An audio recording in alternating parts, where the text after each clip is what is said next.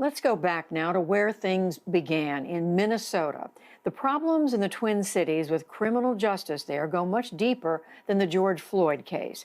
And of the 100 largest metro areas in the country, the Minneapolis income gap between whites and African Americans is the second worst in the country, a difference of nearly $50,000 a family. Again, to special correspondent Fred DeSam Lazaro. It was a week unlike anything Minneapolis has ever seen. Peaceful protests that quickly turned into violent and chaotic riots, reducing entire city blocks to ashes. In the middle of a deadly pandemic, the city fell into a vicious daily cycle. Cleanups under sunshine, and by nightfall, violence, looting, and standoffs with armed law enforcement authorities. On Sunday, though, at the site of Floyd's killing, protesters gathered for a peaceful rally. I've been harassed for the color of my skin as far as I can remember. When I walk out the house, I have to worry about what's going to happen to me today. When I saw the video, I literally wept. It just broke my heart. And I thought about, that could be my brother, that could be my dad. And I couldn't not come out here and protest this injustice. In some ways, Minneapolis may seem an unlikely flashpoint for America's worst urban unrest in decades. 16 Fortune 500 companies have their headquarters here in Minnesota. The state has a reputation of being prosperous and progressive. Minnesota nice is an expression one often hears. But go to minority communities and many people will tell you that's not entirely true. You're doing well if you're white.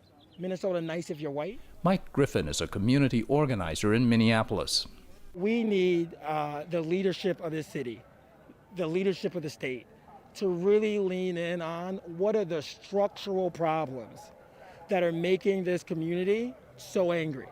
Among those problems, an education achievement gap that's one of the worst in the country, a dark history of discriminatory housing practices, and sharp income inequality. What you're seeing on the streets as folks show up and protest is their kind of outward illustration of what trauma and rage look like. Brittany Lewis is a professor at the University of Minnesota's Center for Urban and Regional Affairs. We met her in North Minneapolis, the majority black neighborhood where she grew up. Over the weekend, it was the site of a massive food and supply drive for residents already suffering through the coronavirus pandemic, and now, after the rioting, the loss of so many grocery and retail stores. You already had a community suffering from a lack of resources, food, community, and access. A lot of folks who lost their jobs were in the service industry, black and brown people. And then George Floyd happened. She says long before George Floyd, minorities in Minnesota have faced a different kind of discrimination. There's an overt form of racism, right, that you might be used to, but then there's a subtle form of racism that gives you the impression that you're welcome, you're invited, we want you to engage. But then you learn really quickly that's not exactly what they want at all.